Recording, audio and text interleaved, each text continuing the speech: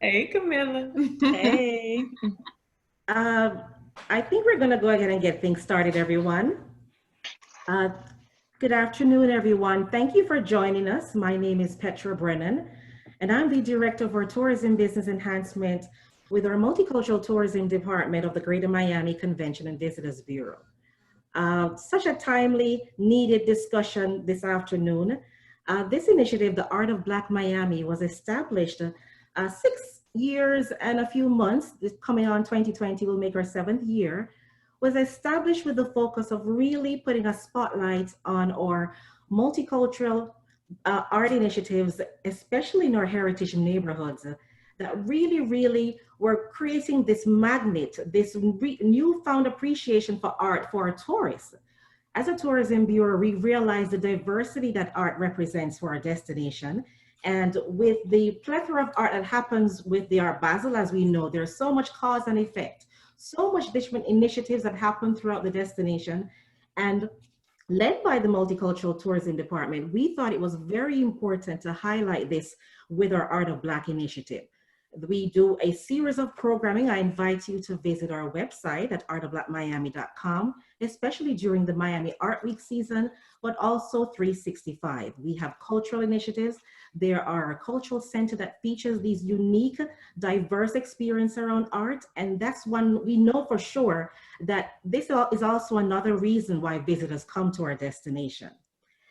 And in this time, in this needed time, we're getting ready to reopen our businesses or cultural spaces. So we thought about really looking at what that would look like, examining how that would have these various cause and effects, adapting to this new normal, especially in our cultural and our creative spaces. And we thought really to have a conversation about this. Presently, the Multicultural Department, led by the GMCVB, has a virtual arts initiative. So we've pivoted in so many ways in the art space in this quarantine mode that we were in for the last 3 months. We've had to pivot in ways to really find a way to connect with our audience. And we at the Bureau have created an initiative called the Virtual Miami Experience. And this is a way where folks can showcase their work, but while they're at home. So here we see where art, it's transformational, it's bridging, it's telling a story. And we've also seen in this particular time, it's such a resilient need for hope. It's healing. So we thought that it was so important to really have a conversation about this because as we progress, as we move forward, we've been constantly hearing that we're not going to be doing business the way we did before. What does that mean? What does this look like? So we've invited our panelists this afternoon, led by our moderator, Rosie Gordon Wallace, that will take us through this conversation around things that they're doing in their unique spaces, share with us, as well as engage with the audience through our chat. So we can really delve further, because what we found with conversations, dialogues open this up for questioning and answers, but also helps us to formulate where we look at collectively, how we can do things together in partnership, how can we learn from each other. However, before we do that, I would like to acknowledge on the Zoom our President and CEO, Mr. William Talbert. Thank you so much for joining us. As well as our Multicultural Vice President, Ms. Connie Kinnard. And of course, there is no I in team or programs manager, Pam Payano, as well as our coordinator, Herlinda Lombardi. But before we get into the discussion, because we have a lot to unpack this afternoon, I would like to invite Connie Kinnard to say a few words before we kick things off, introducing our moderator. Thank you so much. Sure. Thank you. And great job, Petra. I'm the vice president of the department, but truly Petra leads our initiatives under Tourism Business Enhancement, which also includes this program, the Art of Black Miami. And, at the end of the day, our goal is to connect the dots, art, business, tourism. Tourism is our number one industry. And we want to showcase the great artists, museums, and talent that we have in Miami. So we appreciate you taking the time today to be a part of this conversation, for us to hear, also to get ideas, and then for you all to, of course, collectively talk about reimagining the future, which We got to be hopeful, and it will be bright. I normally wouldn't say this, but just to show you kind of the connecting of the dots, I'm going to hop off the Zoom and I'll hop back on. But at the same time, I'm speaking in a few minutes to the Travel Professionals of Color. Some of you may have heard of that organization. I'm going to greet them and say hello. They were scheduled to meet in Miami physically, but had to postpone. So I'm going to talk to them, but I'm going to also mention our Art of Black initiative.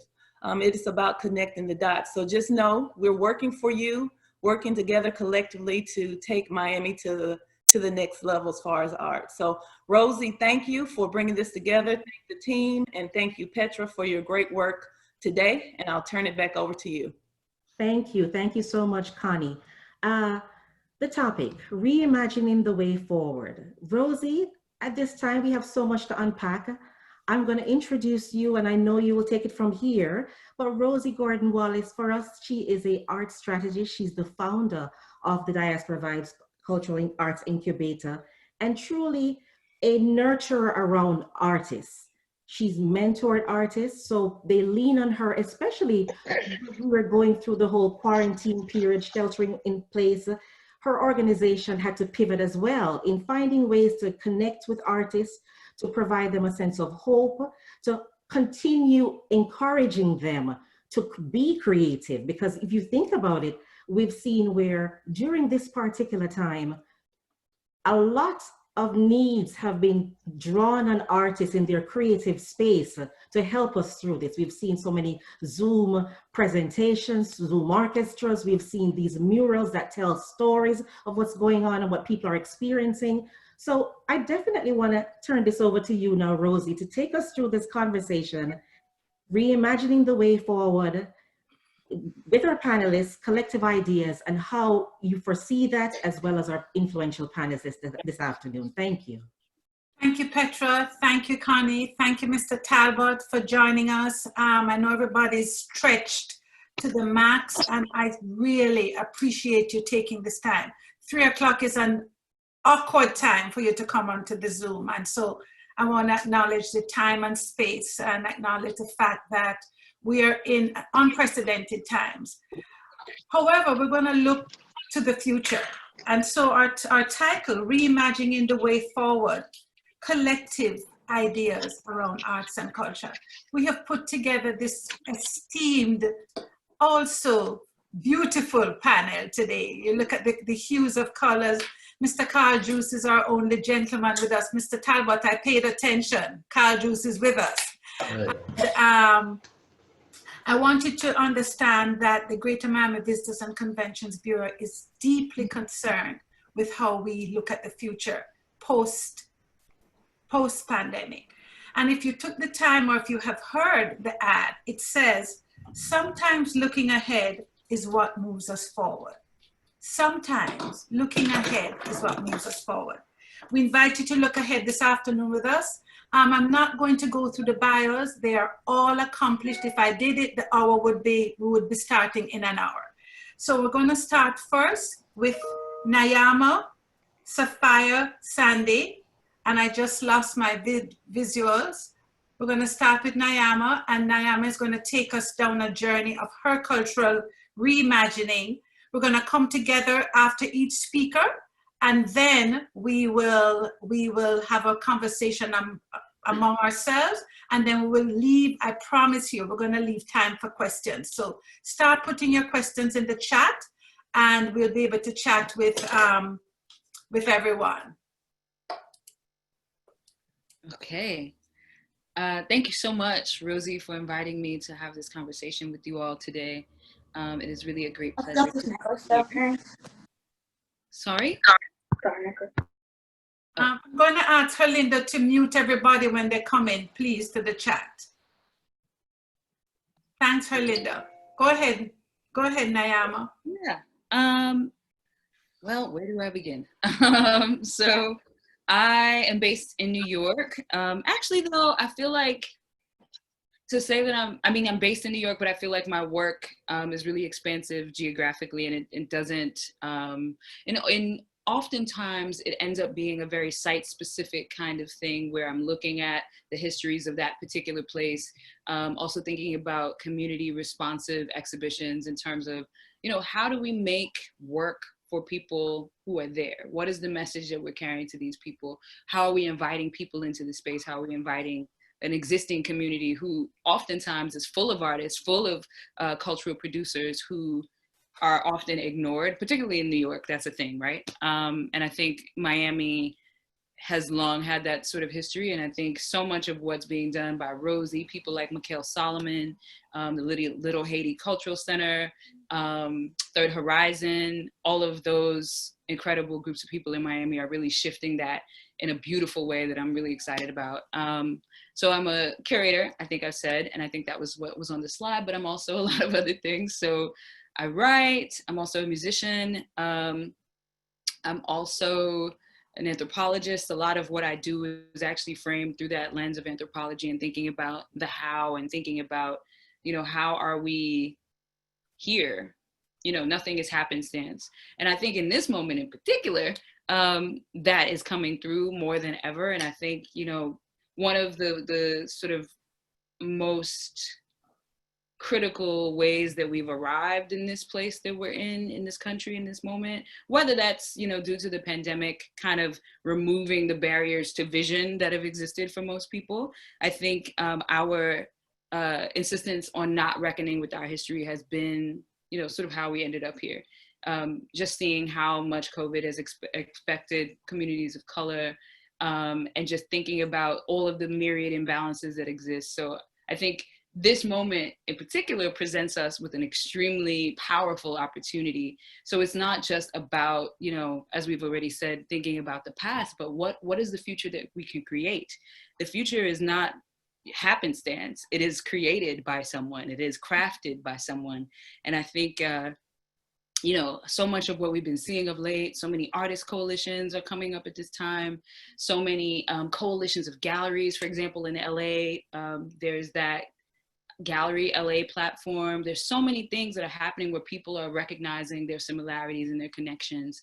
And I think we're going to see some really beautiful things happen as a result of that. We're going to see the power come back to artists. We're going to have a moment where we're seeing that our voices matter, that people are feeling empowered to activate themselves in service of that.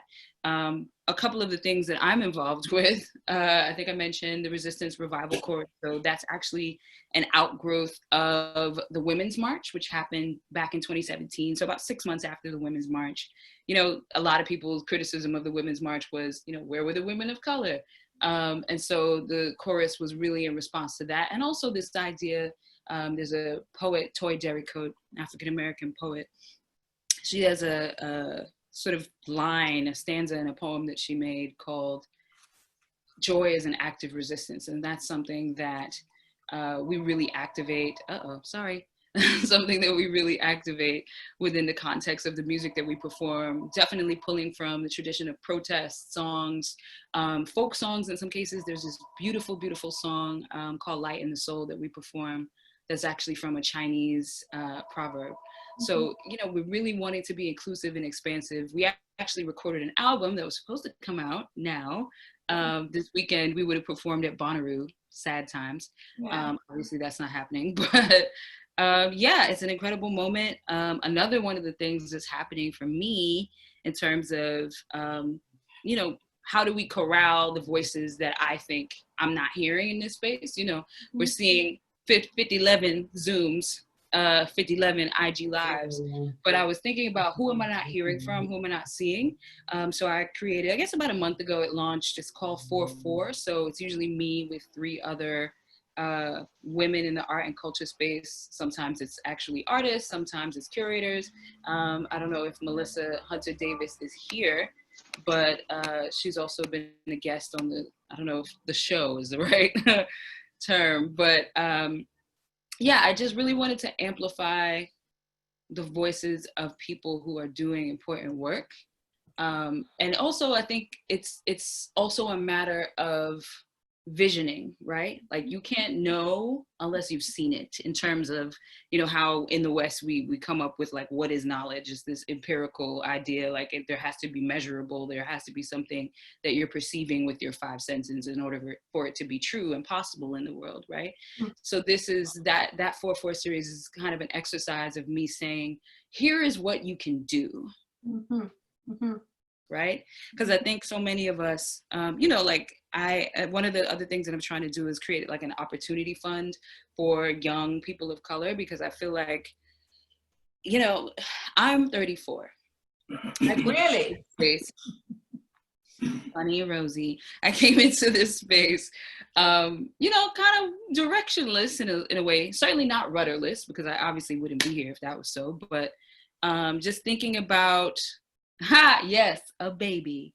I'm thinking about just like, if at 24, I had the network and the knowledge and the tools and the thinking to be able to place myself to where I am now, imagine what I could do for somebody else that is coming behind me. And I think that's among the things that we should be thinking about right now, you know, regardless of police violence, regardless of the various situations.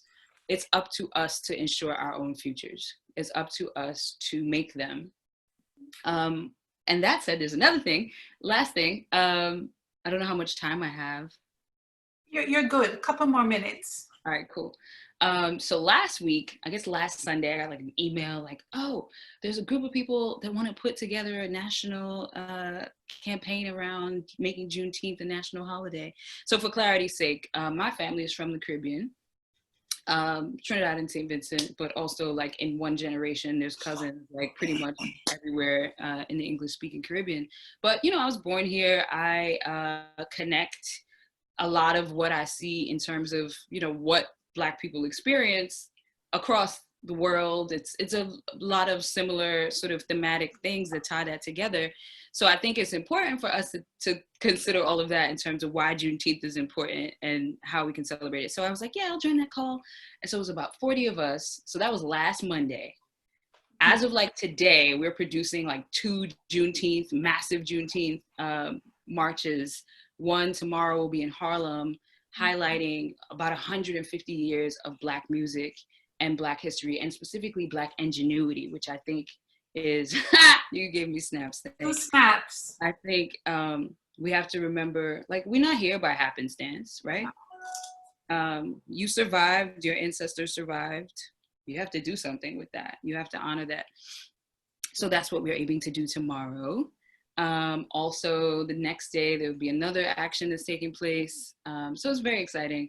And we've been able to galvanize. And it's actually the beautiful thing about that. Like, I think what's happening right now is really interesting because people understand that it's not just Black people's job to stand up.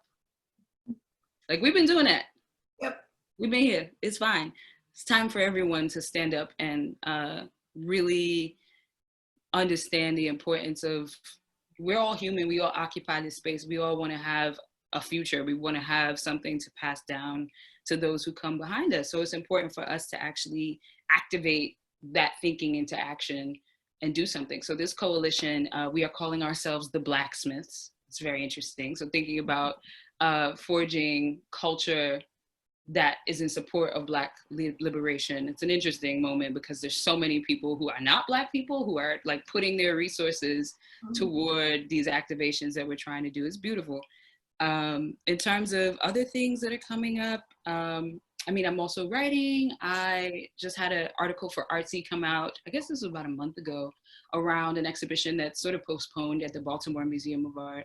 And it's that exhibition is looking at the traditional African sculptures that we look at and sort of don't think about their significance in terms of those communities that made them and the sort of power that those objects have. So that was cool because I think that came out like Mother's Day weekend, and I think it was like an interesting tie-in for people in terms of thinking about the power of the womb, and like it's not just about whether you have a uterus that makes you powerful to bring something into the world, right? This idea of mother power was something that was really integral to that show, hopefully that show will open sometime soon, God willing. But I think mother power is something that we have to think about in the context of like what we're going to make happen here. Because, you know, the world is ours. You know, this morning, so much has happened in the world this week, in the last 2 weeks, things that we probably never thought would ever happen. And I think, you know, we are doing ourselves a disservice by thinking that things will never happen. You know, thoughts become action, thoughts become things. So yeah, think about what's possible. I think I'll stop there. Oh, thank you so much. Thank you so much. You brought up so many interesting things that I've taken note of. And as we move to Deja Carrington to share with us what her activation, daily activation is in Miami, I want to also welcome you as you come into this space with us. I think I saw Neil Hall and Art Africa on the call. I want to continue to ask you to share, continue to share. Deja, are you there? I am here. Thank you so much for having me, Rosie, and thank you, Petra, Connie, and the team for putting this together. It's also really nice just to see so many familiar faces. I see Carl, I see Neil, I see Nikisha, I see Marcus, Lilia. I miss y'all. Yes. So thank you for bringing us together. You know, today I want to speak a little bit about Commissioner and what it is to run a membership program when the very core of your vision is to bring people together in person, and that cannot happen. So, you know, Commissioner, for those who don't know, is an art membership program that was launched in 2018 with the support of Knight Foundation, but really that runs on the support of its members. And what we do is every quarter we commission an artist to produce original artwork, and we're able to distribute original and limited edition works to all of our members. In this way, we really use group economics to help folks who've always wanted to get into collecting become collectors in their own right. And that's really important because we often see individuals feeling excluded from the art world because they don't necessarily feel like they have the financial capacity, or they don't see themselves represented in what it means to be a collector. There's associations with that language, and often we don't see the visuals that represent us or the wider community in that.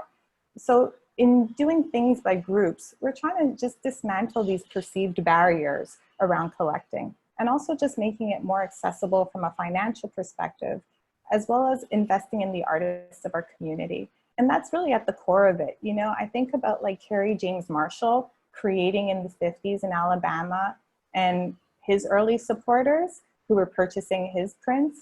I mean, how many of those folks wished they would have had the presence of mind to go over to their neighbor and say, what are you doing? How can I help you? How can I support this process of professional and creative development as it's happening? And I think, you know, this process of creative and professional development is an important piece of the puzzle. Folks often ask us, well, how do I acquire that piece in a gallery? Well, you know, one of the questions I asked was, were you looking at them before they partnered with the dealer? Were you looking at them before their artwork was in a museum? Are you getting to know the artists who are developing right under your nose? So that's a core part of our ethos. So when we created this membership program, it was with the goal of distributing art, but also providing learning opportunities and bringing our members into the homes of collectors and into the studios of artists so that they could feel more familiar with the process, and so that we could, I guess, pull back the veil in some way so that it became much more accessible, right? And so with that in mind, with COVID, we really had to shift what these in-person interactions would look like. And we tried to think about it as holistically as possible. And that meant not only thinking about like the digital conversations and convenings that we could have, but also just acknowledging that a lot of folks just don't want to do Zoom, or they don't necessarily want to connect digitally. Also, a lot of them have families and they can't just pop into a call at 6 p.m. or at noon. And everybody's schedule has been taxed in different ways. So we did end up doing a conversation via Zoom and a convening that really first talked about how artists were being affected by COVID. Rosie was kindly the moderator for that as well. But after we created that space for people to learn more about how COVID was truly impacting artists and so many 1099 workers, and how the expectations that we might have had on artists before to keep on producing, and this is a time for you to be created because you're stuck at home, like dismantling that whole myth as if artists aren't people themselves, right? It created this space for us to work with our members in a different kind of way, so that we weren't necessarily adding to this wheel of just generating content on content, but instead can focus our energy on investing in artists and investing in connection. So we have found that a lot of the things that we have been doing have been actually off Instagram and out of the public space, because we've been reaching out to artists and collaborating with them to create postcards, and then sending those to our members with the idea that they'd be able to share that out to their loved ones as well, right? So slowing down time a little bit to be able to think of how you can receive something and then maybe share it with someone else. And then also this idea, right, of making sure that all the artists are paid really in a competitive way. So expanding our program so that as much as possible, we were investing in artists, not to create something new, but because of who they are and what they've already created. So rights of use for images is one thing that we did. Another thing we did is made sure that, of course, we pay our panelists. Anything that we're doing, right? We're trying to find ways to infuse revenue as much as possible. And then the other thing is thinking about things from a perspective more of an arts ecology. You know, artists are just so vital and essential to the way that we're able to find new language. And more than ever, we're seeing artists think about liberation in a way that is so vital. But it's not enough to have proximity to artists, right? Just like it's not enough to have proximity to Blackness. You actually have to do the work and build a framework where artists are at the table and where you have an equitable table. So we've been working with a lot of individuals and folks to make sure that artists are at the table, so that whomever wants to partner with us to something, or to ask an artist to create a mural, it's not just a contract for hire, but it's really a collaboration where the artist then has an opportunity to steer the conversation, absolutely steer the content, but be part of the process from the very inception. And our audience predominantly, I would say, are young collectors. And by young, I'm not putting an age bracket on that. I mean emerging collectors, people who are new to the space or who haven't felt welcome to the space before. And in so cultivating these young minds, if you will, it's really important to engender these values of making sure that you are paying folks equitably, finding ways to collaborate, and also just not doing the work when people are looking, but doing the work when people are not.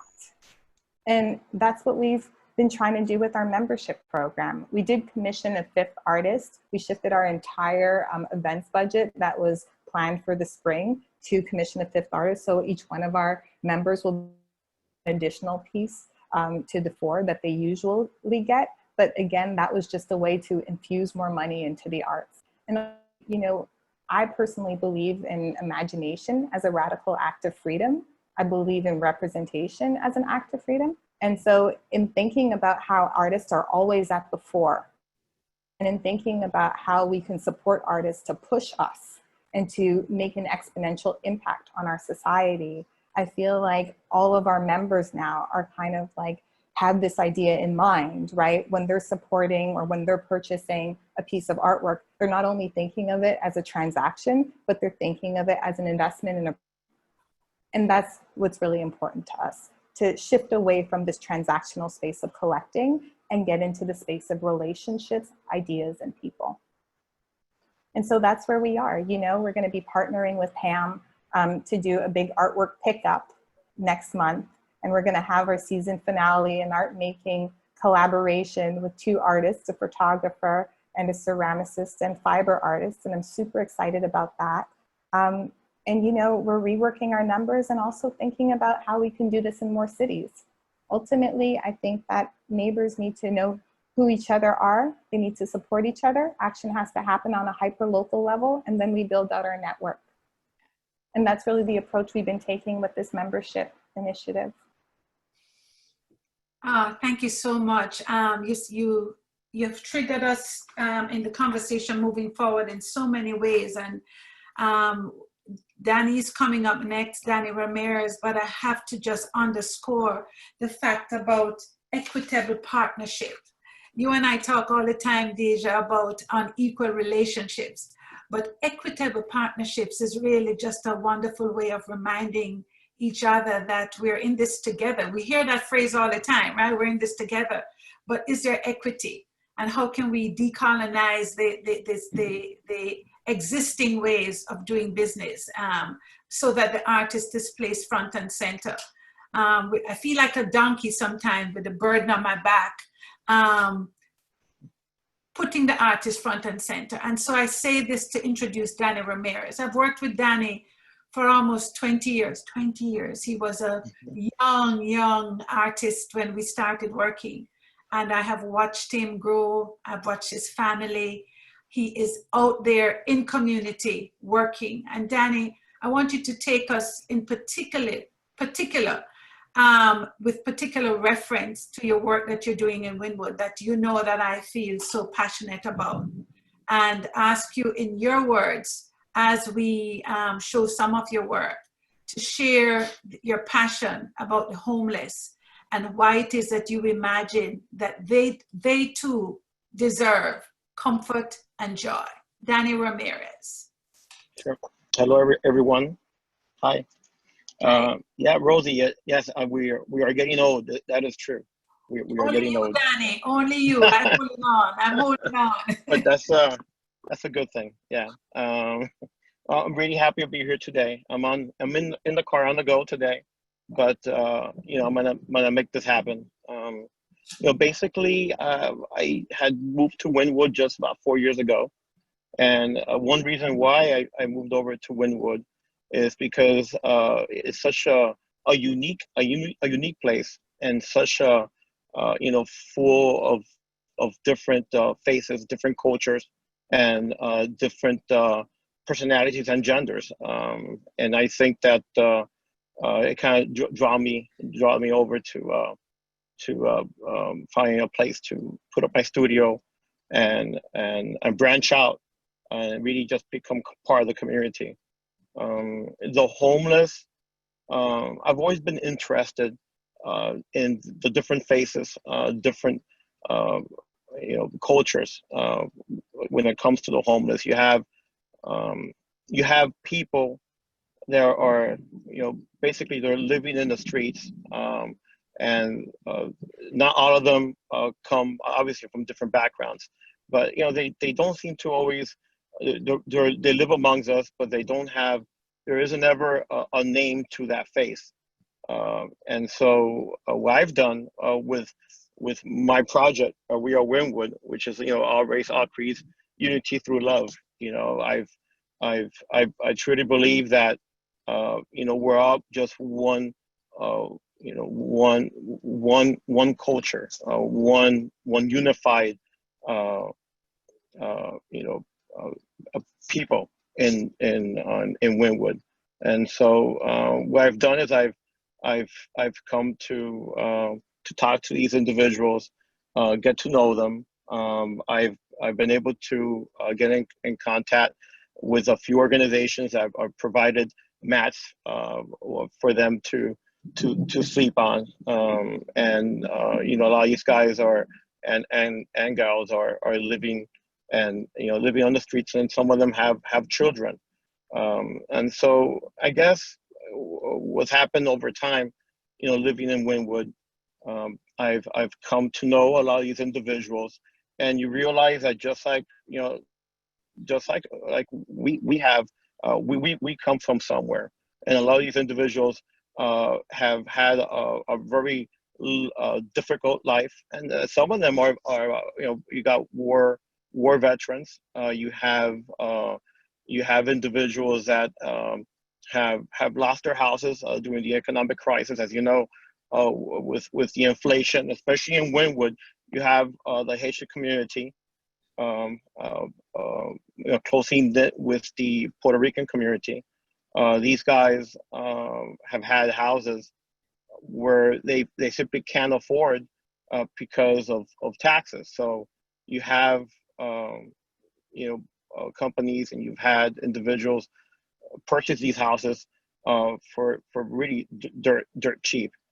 You have a lot of these original owners of these houses, living on the streets now, and whether they're Cuban, Jamaican, Puerto Rican, Nicaragua, these were individuals that had homes not too long ago, and now they're kind of roaming the streets a bit. And so, my work relates a lot to that, just giving these guys a face, giving them a name, bringing that into the actual work, and creating, different type of mixed media artwork, through that. What's happened also is that there's been a lot of construction. Just been with the construction in Wynwood. You have a lot of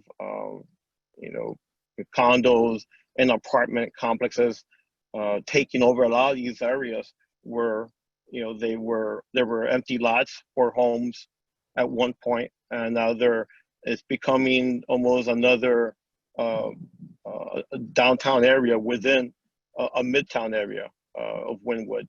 And I think that the construction in Wynwood has played a big part in the way it's been changing as of late. And you have artists that at one point were working out of a warehouse, also creating murals on the go, and doing what they've had to do to survive. And so with these complexes and the construction happening, just right now, is changed all of that. The construction worker has become like part of Wynwood. So these construction hats, which I make out of concrete, out of actual, hard hats left by the construction workers in these sites. I've used them to create, a collage and a mixed media work with the different nationalities and different genders in and out of Wynwood area. And so what's happened is that in the past, where you came from was critical. Now we live in an era where what gender are you is as critical as where you've come from. And I think I've kind of brought that into the forefront with some of these sculptures. And I guess what I'm trying to do now is correlate between where you come from and who you are. That's as important as where we grew up at, or where we've come from. And I've continued to work on this project. What I'm trying to do now is I reach out to a lot of these construction companies now.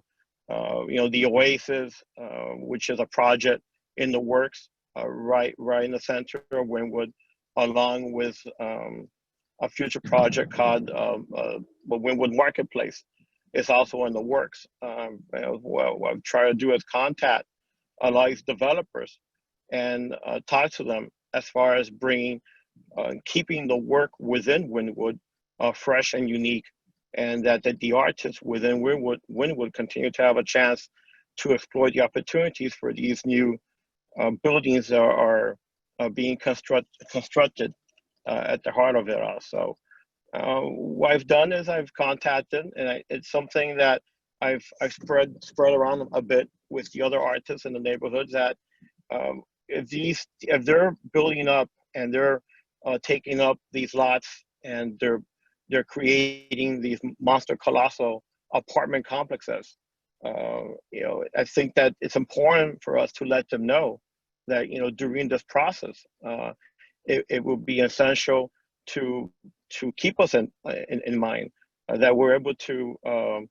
um, partner with them somehow, and having the artwork that we create as part of these brand new buildings. Apart from the murals, a lot of times the murals are or the artist may have at times a connection with a developer, and they're able to obtain a mural in that fashion. But I think it's always essential that while these developers are working and building, that we put ourselves in a situation where they continue to look out for the artist, and that they're able to help us possibly have a part in providing artwork when the projects are completed. So in hindsight, I think that's been my focus as of late, and to try to concentrate on that, and just keep Wynwood fresh, and keep Wynwood for what it's always been, which is a multicultural center right now in South Florida. Thank you, Danny. Thank you so much. I just want, before Herlinda moves the image, I want to make sure that we understand what we're seeing. These are coconuts, right? The husk of the coconut. Yeah, it was the coconuts. What I've done is coconuts are essentially seeds, and so these are called Wynwood seeds. And what I've done is I've taken just the coconut, which is a very natural element, which everyone is aware of what a coconut is, and I figured part of Wynwood. So I've taken a lot of the different nationalities and also gender flags, because every the LBGT they also have about 50 flags. Yes. So I incorporate that into the work as well. In this case, the coconuts, and it relates to Wynwood in its purest natural form as seeds. I know that we have folks on our Zoom today, Caroline Taylor, who has watched your work from when we were both at the Bake House, 1996, Danny, and to see the work that has been transformed into this contemporary way, using everyday materials such as a coconut. The work is really beautiful. I didn't want the image to move on without being able to say that you're using everyday ordinary materials and turning them into really beautiful contemporary images, telling the stories of the people that are ignored, overlooked, and in danger. So we'll just run your last two images. I want to thank Herlinda for doing the back end of the work for us and getting these images on. Thank you, Danny. Thank you so much. Carl Juice, Pulitzer Prize winner, photographer, friend, my pasira when we meet for coffee. We've been meeting for coffee for years, Carl, you and I, talking about how do we do this work for our communities? How do we do it and stay sane? How do we do it and stay healthy? What it is that is our focus, why it is that we can't lose sight of the human being who is the artist, how it is that we don't have them shaking us like a coconut from the coconut tree and have us dropping and without real focus. Carl, I thank you for coming on. I thank you for taking the time. This is in the middle of your workday, and you're out there in the protest, and I just want to thank you for doing this.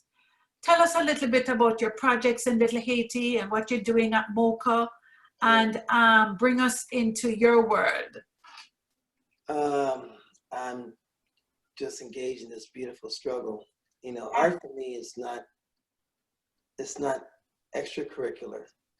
It is as meaningful and as significant as breathing to me.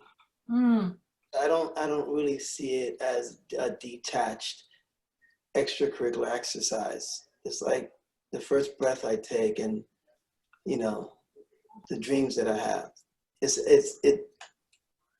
it's all around me all the time. So, you know, my first classroom is working at the Herald. Every day I try to produce art that reflects a truth, that is contemporary but has a strong connection to the past, and that evokes questions of where we are, where we're going to be, and why we are at the moment. So, you know, I'm still working for the Herald, which is an amazing institution that's like everything else is going through some challenges. But, you know, I wanted to create a space in Little Haiti. Mm-hmm. And I was able to have an amazing partners. I have the Knight Foundation, the Green Foundation, Ulight, Diaspora Vibe. I mean, I could go down the list. Also have the Greater Miami Convention Visitors Bureau. I mean, they've extended their hand in really saying, look, we are in this together. COVID is just another struggle. Yeah, I'm afraid, but every day I'm afraid. I'm afraid when I get in my car. I'm afraid when I go to an assignment. I'm afraid that I will not do right by my subjects. Fear is always around me, and I learned to navigate that space with courage, with example, and with failure. Mm-hmm. And I think a lot of times have such an intensity for success that we don't understand that failure is the main ingredient in order to be successful. Mm-hmm. And the color of my skin is a celebration of the amount of external and internal pressures that I have to overcome every day. So I celebrate it, but I don't celebrate it alone. I celebrate it in a diverse fashion. My mother being Cuban, father being Haitian, and everything in between. My family, my extended family, ranges from Jamaica to Spain to France to Canada. I mean, that's how I live. Mm-hmm. I live multicultural, and I express multicultural. Mm-hmm. Multiculturalism is not a term. It's not a theory. It's a fact. Yeah. So I created a space, again, through the help of my partners and Edouard de Valcaille and the Haitian Culture Arts Alliance, called IPC Art Space. And IPC is Iris Photo Collective, which is a collective made of 5 photographers of color. And how we have decided 20 years ago to really examine our values and examine our narratives and place them in context that elevates our voices. I don't buy into the idea that I give voices to anyone, neither my work for the Herald or my personal work. People already have voices. I am the megaphone, or I am the soft whisper, whichever way you want to use my talents, I will perform. So I got with Edouard and with Ulai and with the Knight and with the Green, and established a space. And the space is not a gallery, and it's truly an art space. It's an art square where people can come and kind of share ideas. We have exhibitions, we have readings, we show documentary films in here. I teach in here. I work in here. My kid comes here. It's a space that breathes, and it's a space which allows me to be creative and be safe, because the fear of outside is so intense sometimes. And I'm not afraid of saying that. I'm not. COVID threw me for a loop. I was sick in January for about a month. I may even have it. But you know what? It's better than being in the belly of a slave ship. I'm liberated, and I'm going to continue to fight with every breath that is given to me. And I know that breath sometimes is difficult. So And that defiance, I pitched this project to the Herald, and it's bringing in all these images that relates to this deep breath of liberation. It's an open resistance, not a closed resistance. To be defiant, you have to be open, and you have to be, and it is a bold disobedience. It is. Mm. And I think all of us have to have a sense of defiance in any way we can express it. People don't know the history. The history of this country started with the Boston Tea Party, which was a protest. Okay, it's not even about protests about lives. It was a protest about taxes. Yeah. Imagine a nation was founded based on taxes, but a nation cannot come together based on lives. Mm. So we need to be defiant. We need to be defiant in every aspect of our expression. If it's selling art, if it's showing art, if it's curating art, doesn't matter. Art is not something you do when you're bored. Ah.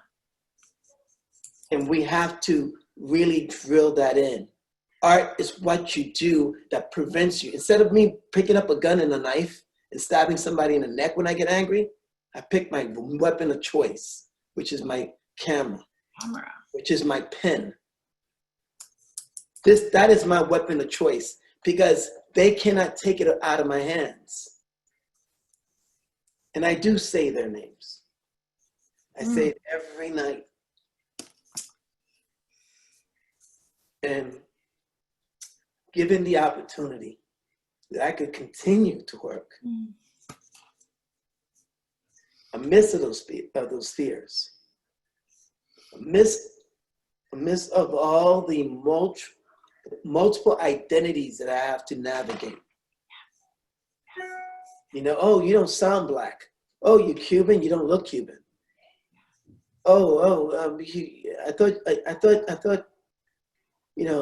I've heard it all. I heard it all. I've been to people's houses on assignment, and they won't open the door because who they heard on the phone don't quite equate with who's in front of them. But I'm defiant.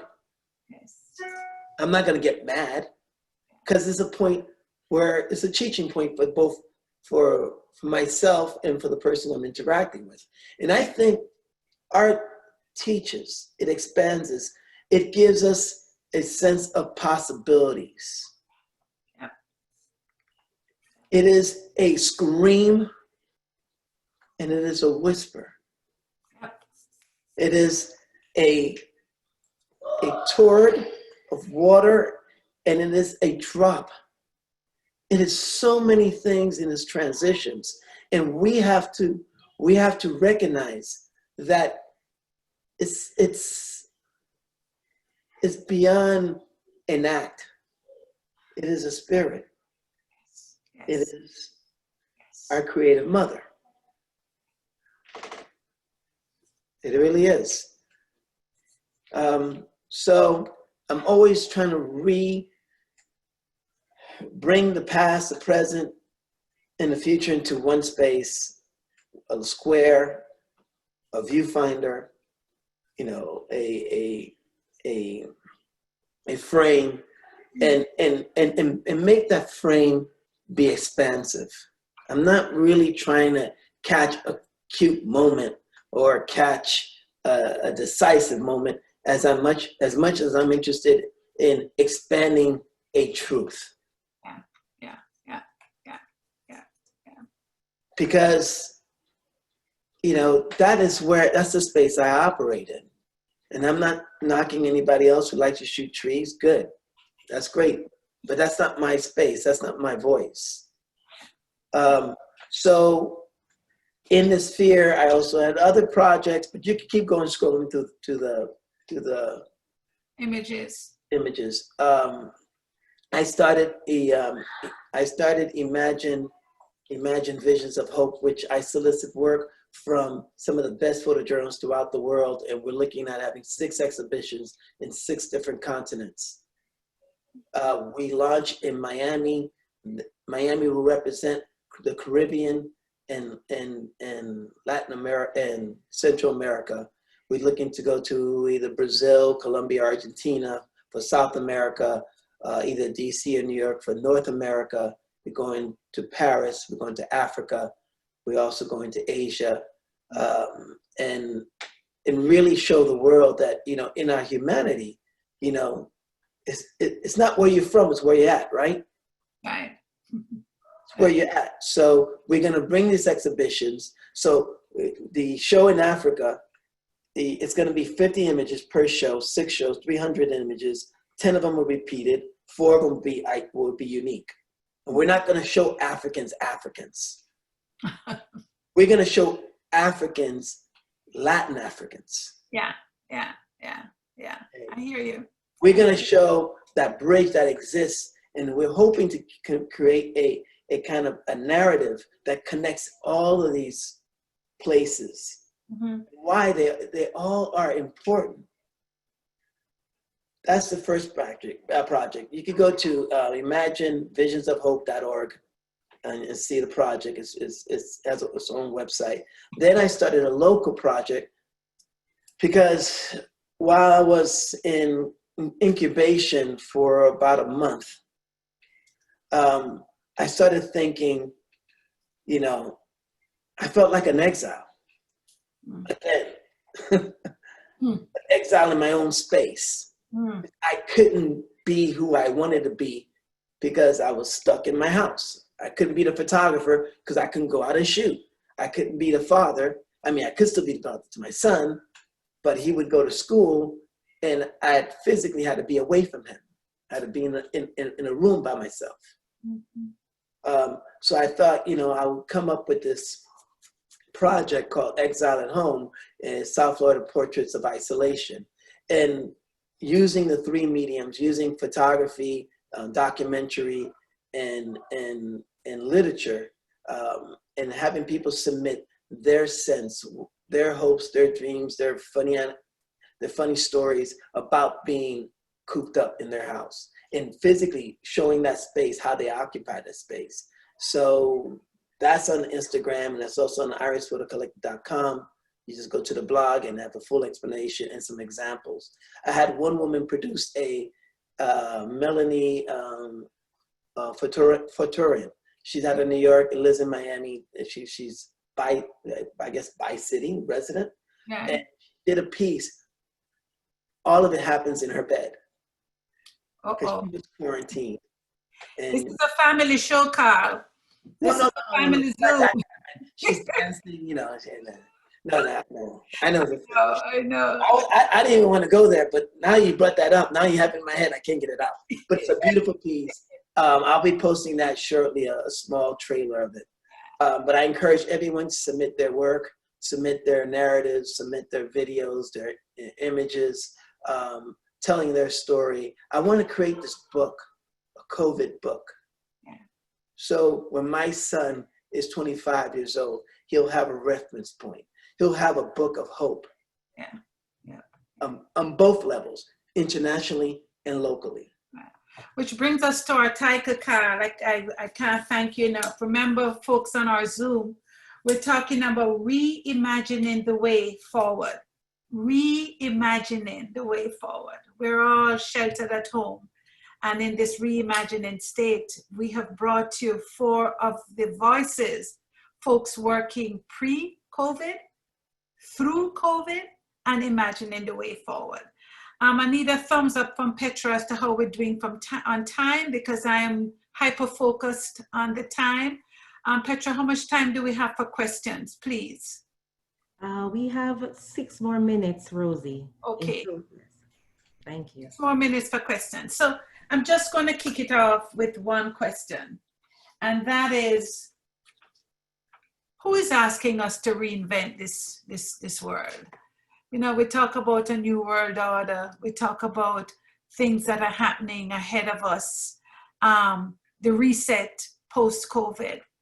But how can you reset when as Octavia Butler talks about the present, right? The present form, the present body. How we're going to reset it if we can't imagine a new forward? We have to think about the economics. We have to think about creation. We have to think about tourism. This is a Greater Miami Visitors and Conventions Bureau platform. We have to think about how we're going to get people to come and see us again, how our borders are going to open. And as we imagine this new state, how are we going to do it? Any ideas? What's percolating inside of you? Anyone? Dee? You know, I think a lot about Afrofuturism, where it's not just resetting pre-COVID, but resetting a long, long time ago, you know? It's like a lot of folks have been in this struggle for a very, very, very long time. This is not new. Yeah. And so with that in mind, I think it's really about supporting our neighbors, starting at home, building communities, and building out. You know, I think it cannot be something that's top down. The structures of supremacy and patriarchy and imperialism don't serve everybody. But I think if you can develop your knowledge, if you can exercise your ability to connect with people, exercise that muscle called empathy, we get to know each other and we learn how to support each other. And, you know, Rosie, last time we did this, a panel together, you know, one of the artists on the panel talked about how he had lost access to his apartment. You're going to make me cry.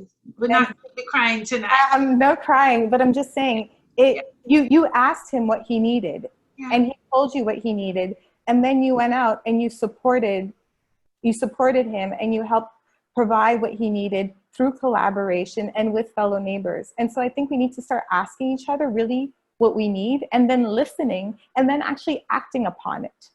And I think that would be a good start. You know, when I call you out, it's because I'm calling you out in context of the conversation. I see Giovanna and Naja on the call, and it is with conversations with them that we started Farms to Studio. It happened after that call, and we're now in our 5th week, I think, and we are going to be doing Farms to Studios for artists through August 1st. So you are right. We all have the capacity to reimagine a new tomorrow, a new day. Look at what Danny's doing in Homestead, giving out beds, mats to folks who we may think they have a choice. I'm supposing now that the faces of homelessness are going to change. If you can't pay your rent in 3 months, and you have no family, Carl, we agree we're gonna see an increase in that. We don't want to see it. How is it that we as citizens that say we care, we as creators that say we care, step out of our comfort? We're all privileged on this call, different levels of privilege. How do we step out on this call and reimagine a way forward, using creative ideas to create these mats that we're giving to the homeless? Danny, I'm in awe of what you do. It's scary at night, and you go out there looking the way you look and mingle. Carl, you're in Little Haiti, rumbling and tumbling. Roy went and took you in the protest the other day. You looked fine, but you were in the middle of the jungle with the protest. How are we reimagining a different way? Nyama, what's happening on Juneteenth and Friday? These are all activities throughout our spaces that we have been wrestling with to make this world a better place. Carl, you said a really important thing. We're talking about collaborating with artists. We're talking about an equitable table. How do we invite folks to participate? I think first you have to, when we try to reimagine, we have to reimagine in terms of no limits, in terms of I think we have to be fearless and fearful at the same time. I think you can't have courage without having fear. Yeah.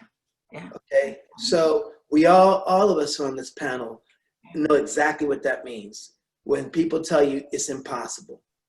We need to be the Don Quixotes of our own personal lives and dream the impossible, make the impossible tangible, and collaboration is a great way to do it. Collaborations, you know, I have these dinners in my studio. Yeah. You know? I fork up the money, we sit here, we have these amazing dinners, and we have these amazing conversations, but conversation without action, it's like marching as it transforms to demonstration. I don't want to demonstrate no more. I'm beyond that. I want to do. So I put my collaborations to work. Rosie sends me farm to table, farm to artist. I said, okay, I got you. Send my money. That's it. Yeah. You know, all of us are being called to action. Yeah. Okay. So how do we move forward, and how do we sustain an ecosystem that would allow us to live, to have shelter, to feed our families? We do it together. We reimagine together. We reimagine together. And as we reimagine, we have to document.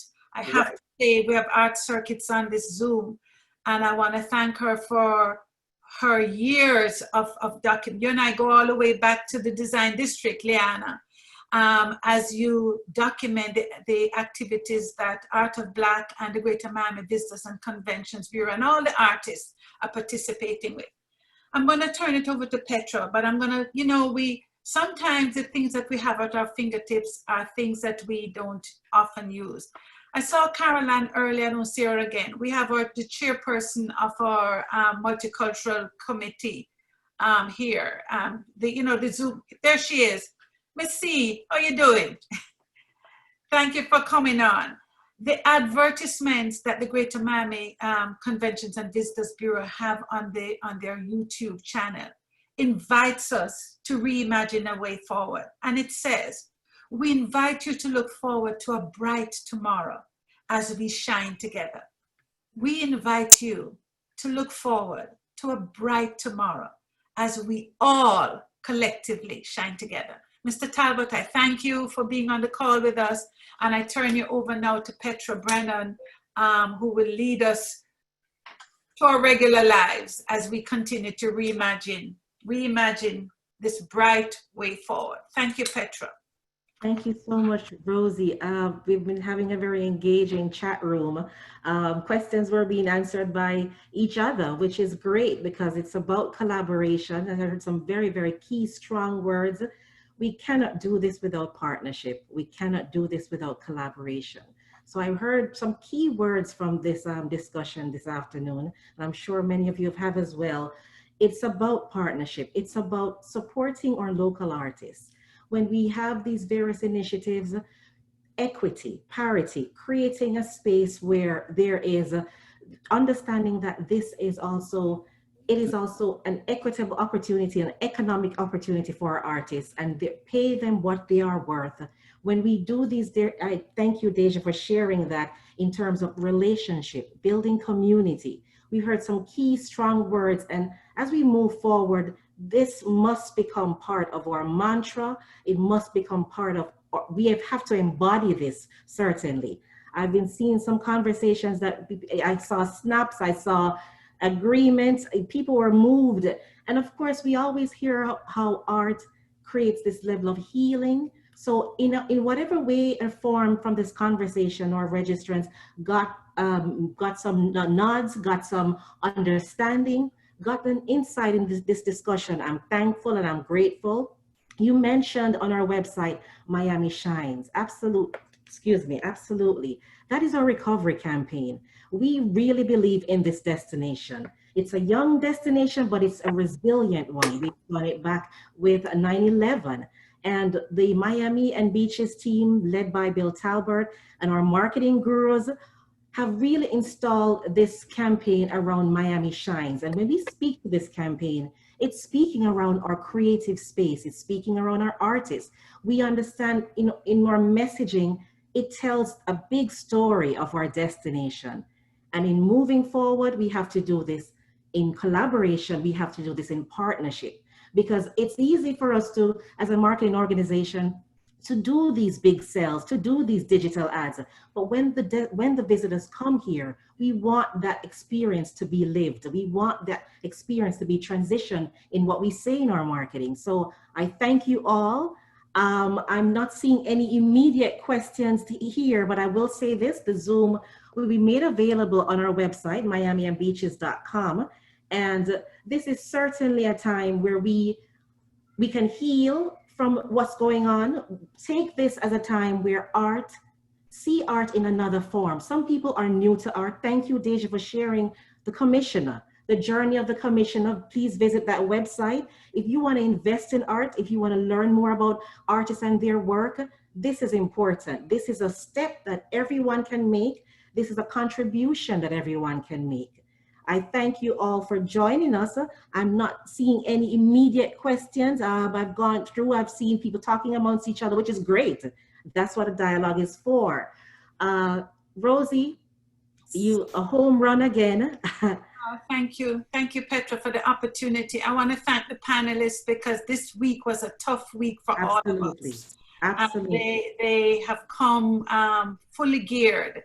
And as we reimagine what's next, I'm not even quite sure, because when you listen to the news, it's so scary.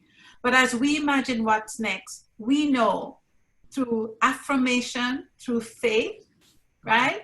Through creativity, and collaboration and relationships. You can call me Dee, you can call me Carl, you can call me Nayama, you can call me Danny. We're going to make this happen.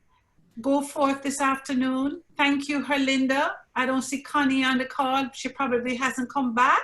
She's there. She's here. Connie, oh, you're back. You know, my screen is not your screen. That's what happens to Zoom. Zoom is like a cousin you don't want to see again.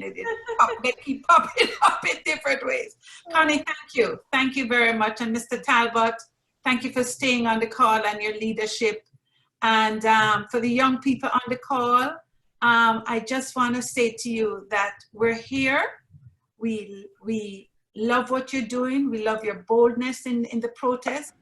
And we're praying that this will be a step towards reimagining a new way. Thank you very much. Thank you, everyone. And I want to leave everyone with this. I came across, this is such a time when we're learning, we're growing, things that we didn't know before. I came across this excerpt from Toni Morrison, and it says, "This is precisely the time when artists go to work. There's no time for despair, no place for self-pity, no need for silence, no room for faith. We speak, we write, we do language. That is how civilization heals." I thank you all, our awesome panelists, our moderator this afternoon. And again, the Zoom will be made available on our website, miamiandbeaches.com.